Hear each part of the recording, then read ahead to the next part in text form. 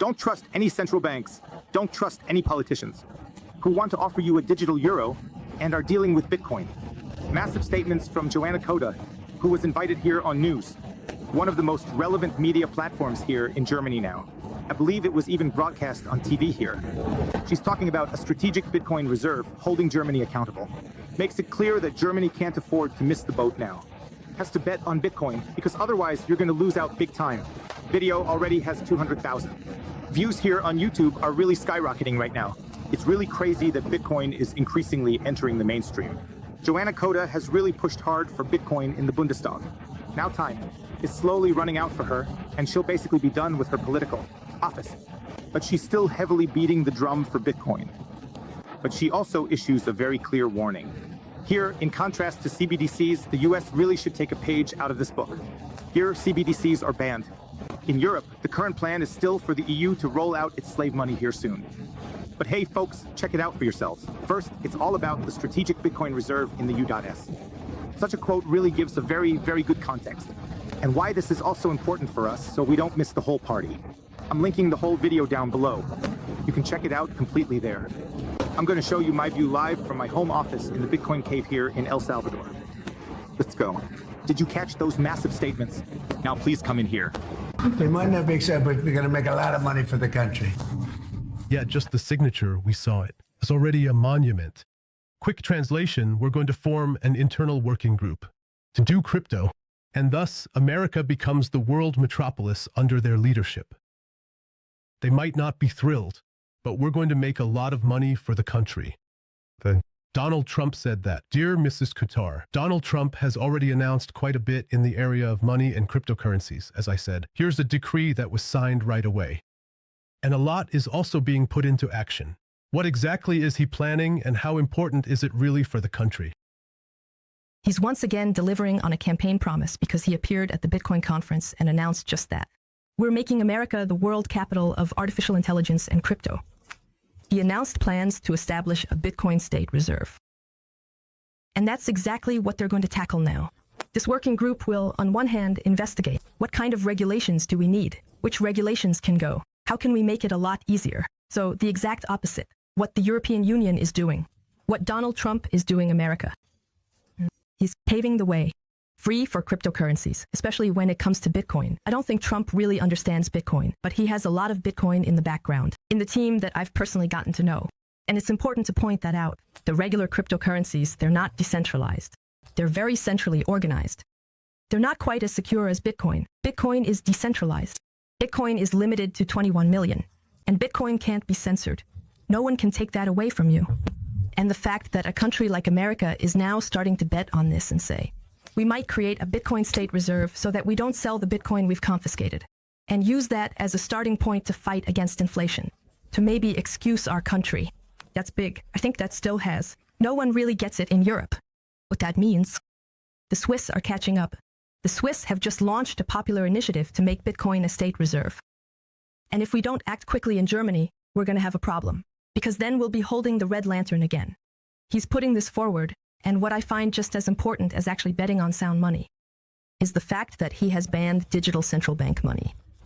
That means what we have as the digital euro is now banned in America. And that's great for the freedom of this country. I can absolutely emphasize that here.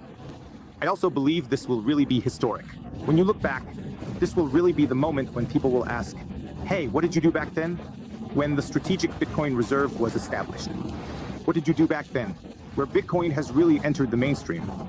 And then people will say, yeah, I was asleep, I was doing something, I was watching TV, or I was binge watching Netflix and doing China, and so on. People really don't get it. What kind of impact this is having right now. What's currently going on in the background here. And just like Joana Cotar says, Donald Trump might not understand Bitcoin, but that's not really that relevant. Because the people in the background, they understand Bitcoin. A Howard Lutnick or a Vivek Ramaswamy and all those other characters, or characters, they're not really characters, but that's just how all those people are called. Or an RFK who is obviously a massive Bitcoin bull. And it's so crazy, the difference between the USA and Europe, or between the USA and the EU. I still say Europe, but I really mean the EU. The difference here between the USA and the EU. So crazy. On one hand, it's becoming more about freedom, but on the other hand, it's increasingly leaning towards socialism. And you really have to ask yourself how much longer you want to keep playing this game. How much longer do you want to be the one here that regulates everything? I just quickly saw the meme. The USA, they're freeing themselves, they're opening up, they're cutting back on regulations. China, they copy, and the EU, they regulate. So those are basically the three powers we have right now. And in my opinion, the country that is the most freedom-oriented here is of course also betting on Bitcoin. That's going to benefit the most here if we're diving into a new era, and of course during this time. Decentralized technologies, free money, an open monetary system, a transparent monetary system, and so on. These are, in the end, the tools that will shape the new era that is now upon us. Will shape. And then you can't just say, hey, we're doing CBDCs here. We're going for a central digital bank currency. And what do I know, right? That's just completely absurd. What the EU is planning with the digital euro and so on. And on the other hand, the biggest innovation, the greatest technological breakthrough is happening that we've probably seen in human history.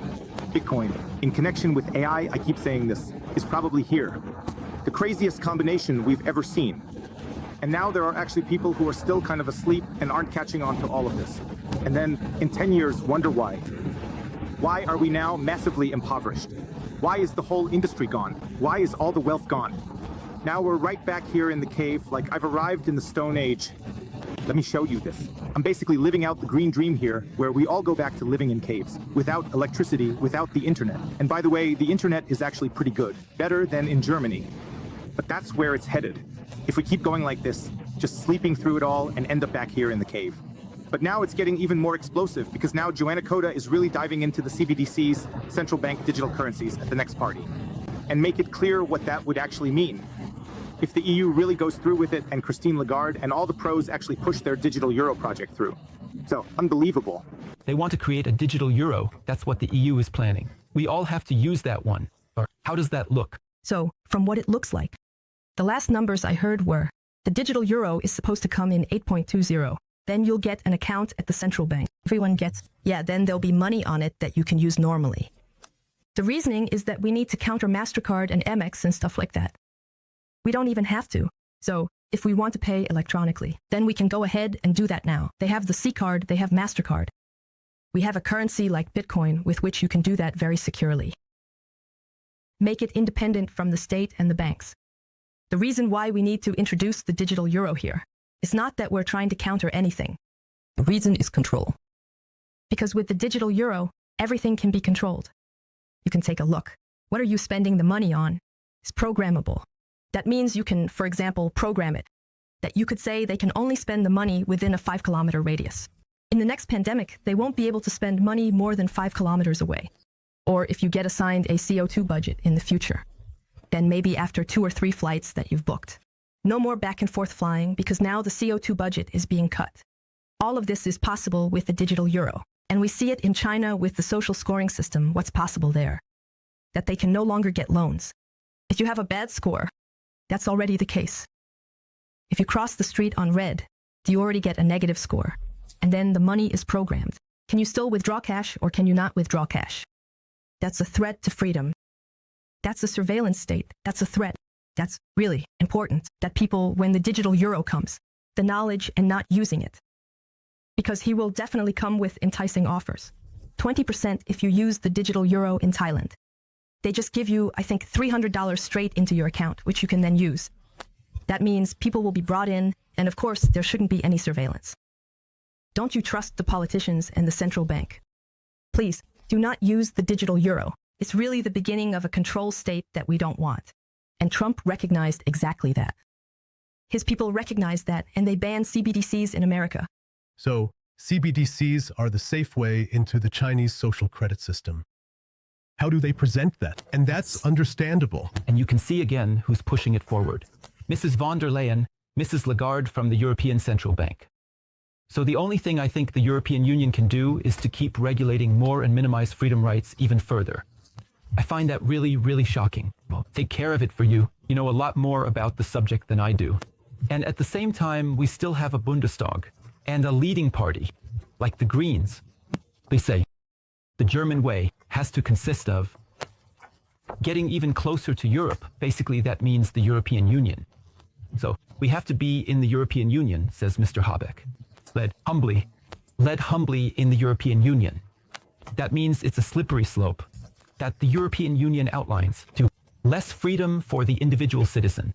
And that's the same monster that then imposes laws on us that are supposedly sacred, comes full circle before, that we shouldn't take action against. So I really think it's a question. To what extent is German politics even capable and able to say, there's a stop sign, Europe, European Union, right? Yeah, so we shouldn't be looking at the European Union anymore. In that case, we should really be looking at America, because they're currently paving the way for financial independence for individuals. It's amazing that a president actually says, I'm enabling absolute sovereignty for those with a currency like Bitcoin. Because the state can't take your Bitcoin away from you. And I would really recommend everyone to engage with the topic. I know that there are skeptical people in our bubble. They say, well, it's digital, maybe you can get involved there. Get into it, because when the mainstream media is bashing Bitcoin like they are right now, then that's a good thing, because they're attacking everything that's good. That means get informed, take a look. If you want to take money away from the state and central banks, take a look at Bitcoin. And conversely, I understand you correctly. If something is offered to you like sour beer, then don't fall for it. We want to touch on the CBDCs again. They said, however CBDCs are shown, don't use them. If it's made appealing, don't use it. It's the sure way to be controlled and to fall under control. And none of us want that. We all want freedom. That's the reason. Why we discuss. We need a lot more freedom in Germany than we currently have. That's how. So you really have to choose now whether you want freedom here or if you want complete surveillance. Slavery you want. Now is really the time to step up. Where you really should first engage with Bitcoin, and second, you should also become clear about it. That, of course, the whole thing, as Joana Cotar said here. It's not going to happen all at once, but rather it will all happen bit by bit, like a salami tactic. Then something will be done here, then something will be done there, and then it will basically be rolled out more and more. At the beginning, it won't be like that either. For example, there might be a requirement to pay with digital euros or something like that. Then there's, for example, a limit or something like that. Then you might only have 1,000, 2,000, 3,000 euro in digital euros. It will keep getting rolled out more. And at some point, it'll be like, stop, okay, hey guys, we can either buy this here at the supermarket. That'll cost 10 euros, or if you buy it here with the digital euro, then it'll only cost 9 euros. Then people will do it voluntarily. But people don't realize that they're basically digging their own grave here. And that's why it's so important to understand Bitcoin, to really get it. How the mechanisms work. I mean, these are mechanisms that have been used for a really long time. I mean, these are mechanisms that Gustave Le Bon described in The Psychology of Crowds about 100 years ago or so, how easy it is basically through framing, through massive repetitions from the mainstream media, from the public broadcasters, who of course also engage in heavy framing. That means you have a big state apparatus that just churns out propaganda and keeps repeating it over and over. CBDCs are good, digital central bank currencies are good, and so on. But if you really ask and dig a little deeper, hey, what are the benefits? Do I have any advantage for myself, and so on? Then Christine Lagarde will say, no, there's nothing like that or something. She doesn't say it outright, but in the end, she does. But she can't convince anyone. It just confuses her. When you bring up Bitcoin with her, she dodges the question. And that's basically the perverse thing that's going on here right now. On one side, we really have this wonderful, beautiful world like here, which is all about freedom. That then, I'd say, looks really nice, where people can chill, where you can have your peace and quiet, where you can just chill in the sun and stuff like that. Where, of course, Bitcoin is a big part of that. And on the other side, we have the very, very dark, gloomy world, the Orwellian world that Orwell described. And now we're basically at a turning point. And now you basically have to make a choice, whether you walk through the Bitcoin door. Do you step into the sun, into freedom, or do you choose massive slavery? And the crazy thing is, if you don't make a choice, if you don't consciously make a choice, you end up going through the slavery door. Then you always end up choosing slavery. Because the default is just to go along with the mainstream. The digital euro is being rolled out.